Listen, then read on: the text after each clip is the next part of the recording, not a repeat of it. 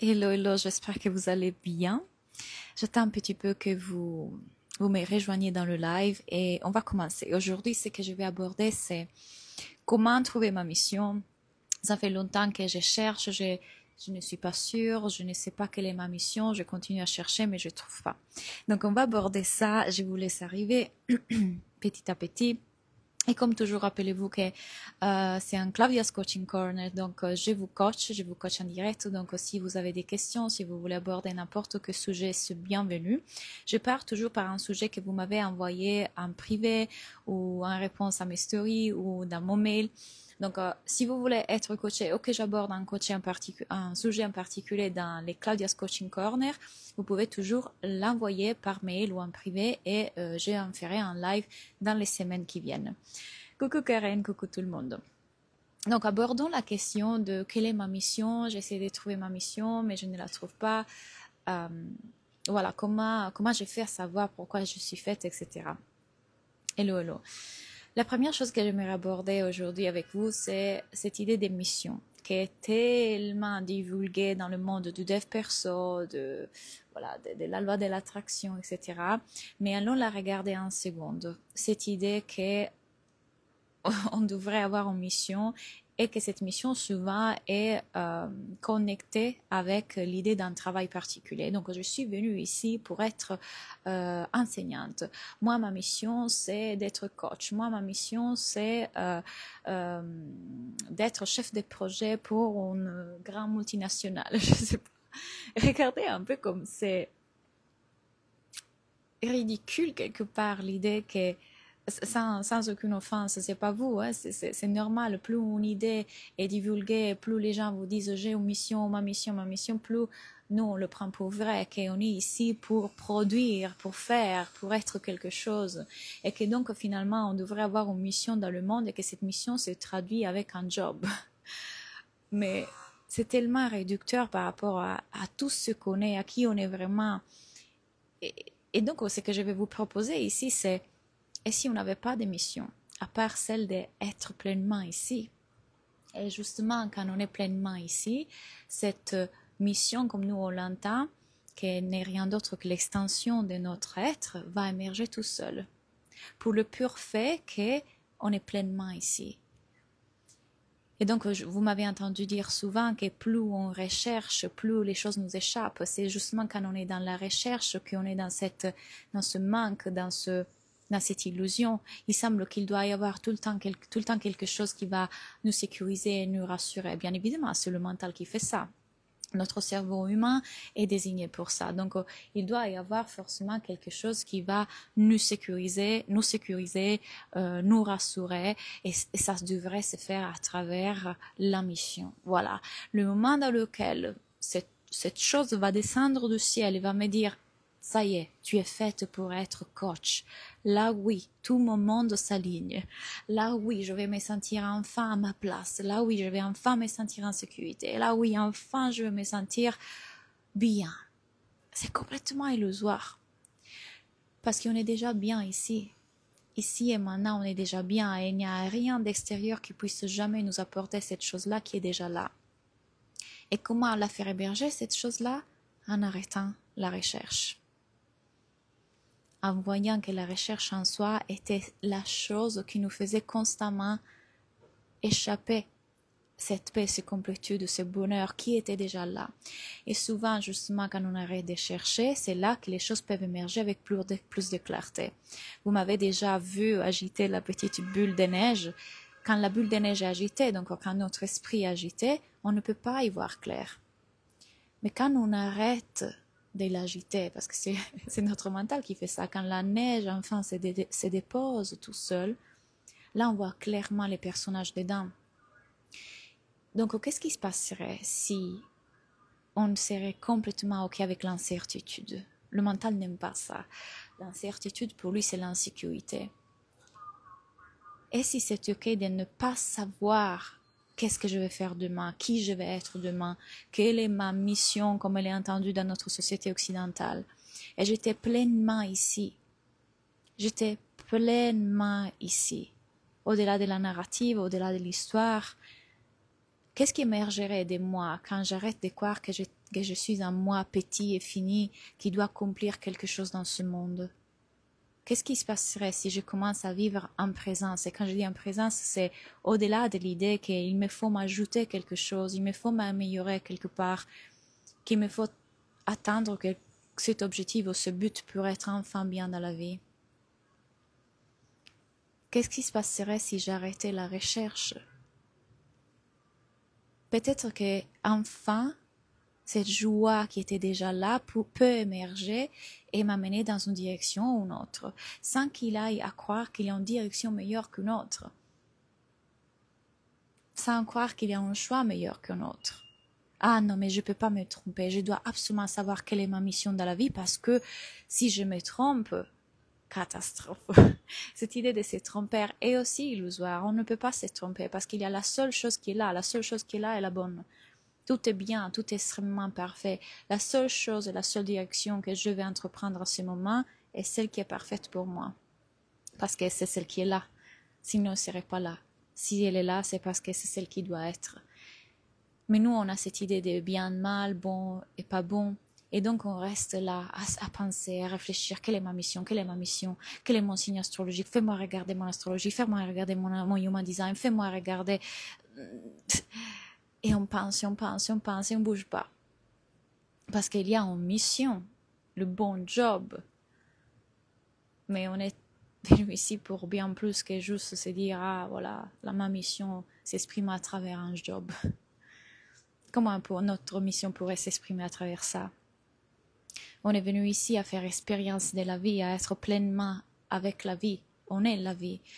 Donc, la seule chose qui nous est demandé d'être pleinement ici et de cette présence, de le fait d'avoir lâché enfin, avec l'idée de devoir trouver un truc extérieur et d'être pleinement ici, la mission, entre guillemets, s'exprimera tout seul, ça sera une extension de qui on est. Ça me semble bizarre de m'empêcher de faire un live aujourd'hui. Ça me semble bizarre de m'empêcher de m'exprimer dans mes réseaux sociaux ou de partager mes compréhensions, mes enseignements, les clés que je trouve sur mon chemin. C'est une extension de qui je suis. C'est au-delà de ma mission est celle d'être coach. Vous le trouverez peut-être écrit comme ça dans mon site web ou vous l'exprimerez comme ça en me regardant. Mais ma seule mission est d'être pleinement ici, expérimenter pleinement cette expérience humaine, d'en faire expérience en étant au-delà de cette illusion qui continue à me faire croire chaque jour qu'il y a un petit moi à protéger. Et à chaque fois la remarquer, à chaque fois la voir, à chaque fois me reconnecter un peu plus avec cet espace de présence qui est déjà là. Et c'est grâce à ça que ma mission, comme nous on l'entend, s'exprime tout seul. C'est l'extension de qui je suis, donc elle s'est fait à travers moi. Et pour certains, ça sera le fait d'être maman.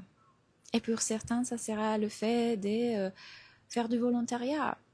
Mais vous voyez, si on est déjà en train de le mettre sous forme de concepts, ça devrait s'exprimer d'une façon ou d'une autre. Certains pensent qu'ils sont ici avec un rôle à accomplir. Mais ce rôle est encore l'ego qui veut l'avoir. C'est encore l'ego qui veut avoir un jeu à jouer, un personnage à être dans ce jeu vidéo. Donc, qu'est-ce qui se passerait si là, maintenant, vous voyez que vous pouvez complètement abandonner cette idée de chercher une mission? Et que quand vous abandonnez la recherche, en regardant que la recherche, en réalité, était faite par le mental qui voulait se sécuriser à travers ça. Parce qu'il croit que quand il va avoir la réponse, il va enfin être heureux, en paix, sécurisé. Et du coup, en réalisant que quand la recherche n'est plus là, ce qui se passe, c'est que tout ce qui reste est la paix, et la joie, et le bonheur, mais pas comme on l'entend. Et la présence. Et de cette présence, votre mission va pouvoir s'exprimer. Mais encore une fois, pas la mission que vous croyez. Ça sera une extension de votre être. C'est comme si on était tous la même orchestre, on était tous partie de cette même grand orchestre musical, et chacun d'entre nous a un instrument, et ça vibre différemment, cet instrument pour chacun d'entre nous. Et donc, moi, je suis venue jouer cette vibration-là, cette fréquence-là, cette harmonie-là. Et puis, Sandra, Karen, etc., ils vibrent et ils ont une autre fréquence.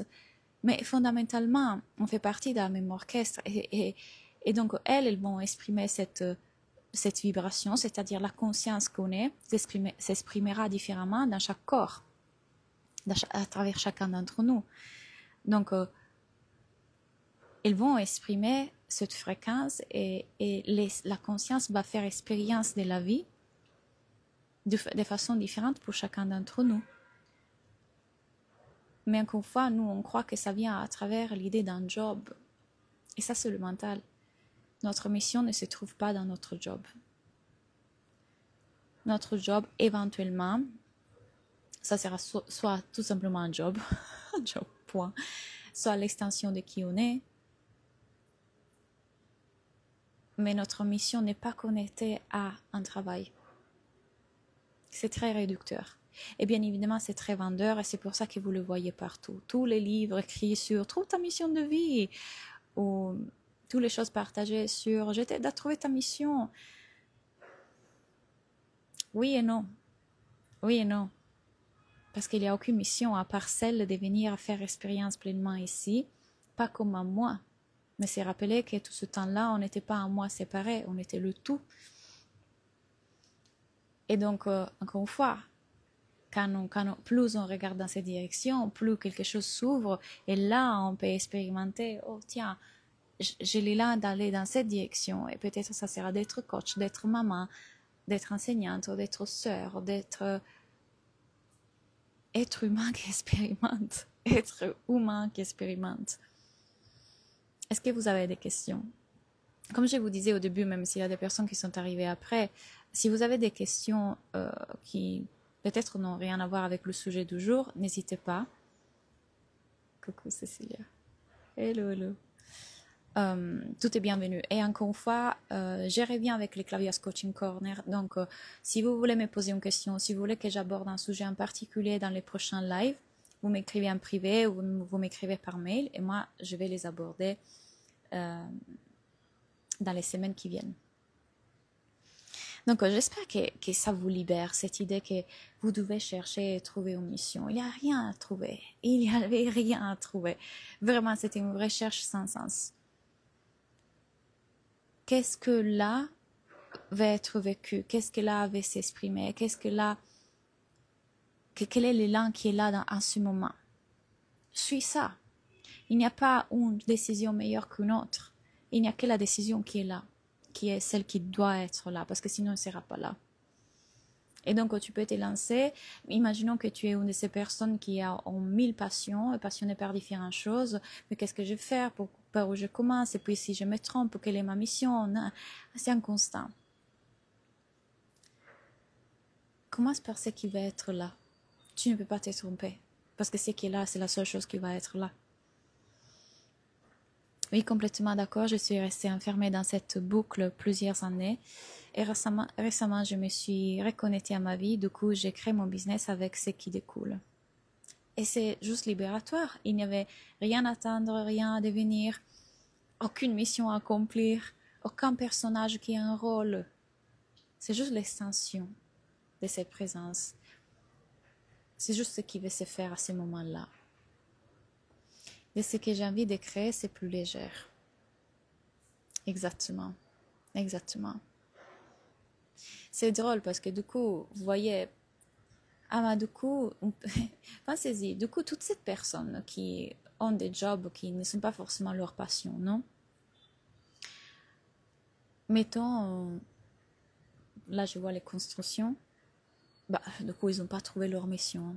C'est sûr qu'ils n'ont pas trouvé leur mission. Imaginez, et réduire la vie à ça. C'est juste ce qui doit se faire. Et c'est juste là où ils sont. Mais il y a tellement plus de juste leur job. Ils sont tellement plus que juste leur job. Ils sont venus ici à faire expérience de cette humanité. Mais comment faire pour ne rien prévoir? C'est pas vrai que tu ne prévois pas. C'est inévitable aussi de le faire, on est dans l'existence humaine. Tu prévois, mais sans être attaché en fait à ça, sans l'attachement, il faut absolument que j'aille là parce que comme ça je m'assure ça. Dès qu'il y a une résistance, une frustration, une contraction, tu sais que tu es en train de prévoir pour te prévenir de quelque chose ou pour t'assurer de quelque chose. Et c'est là que tu peux devenir observatrice. Mais prévoir est normal, il n'y a rien de mal à ça. Si je dois faire un voyage, je prévois et je commence, ok, je vais là, puis j'achète les billets, nanana.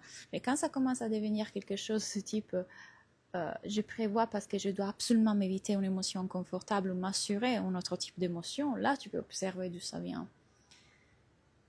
Et parfois, même en prévoyant tout ce que tu veux, la vie va là où elle veut aller. Et tout est exactement parfait. Ça fait 6 ans que je fais ce que j'aime, mais j'ai l'impression des fois que je m'ennuie ou que c'est répétitif, car j'ai l'impression de ne pas avoir l'impact même si mes clientes me disent qu'elles adorent. Mais ça, c'est totalement normal. Rien de normal. Rappelez-vous, on n'est pas nos pensées et on n'est pas nos émotions. Le mental est une machine qui est tout le temps en activité. Donc, inévitablement, elle va venir dire « Oh, je m'ennuie ».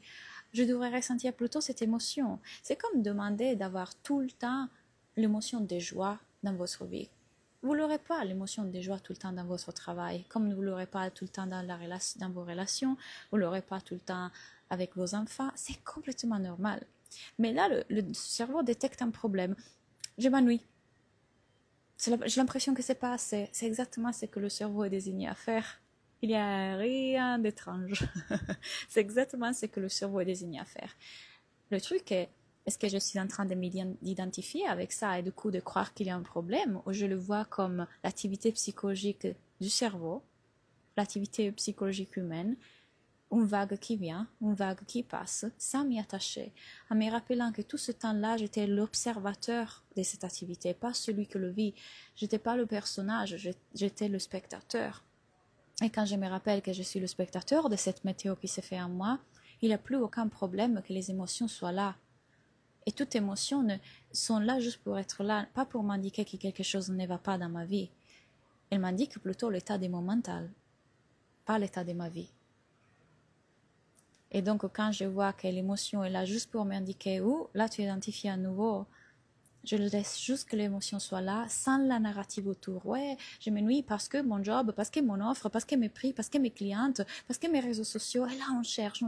Parce que, vous savez, le cerveau a besoin de trouver une cause. A besoin. Le cerveau va privilégier la certitude à la précision.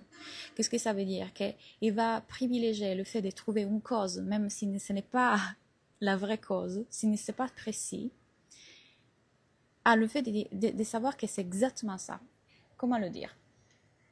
Je sens de la tristesse, soudainement. Et le cerveau va dire, ah oui, c'est parce que là, tu as vu un post tout à l'heure et t'a rendu triste. On ne sait pas si c'est ça. Ou alors, ah, je sens de la tristesse. Oui, c'est qu'on était quand ta mère, quand tu étais petite, nanana. On n'a aucune idée si c'est ça. Mais le cerveau a besoin de trouver une cause.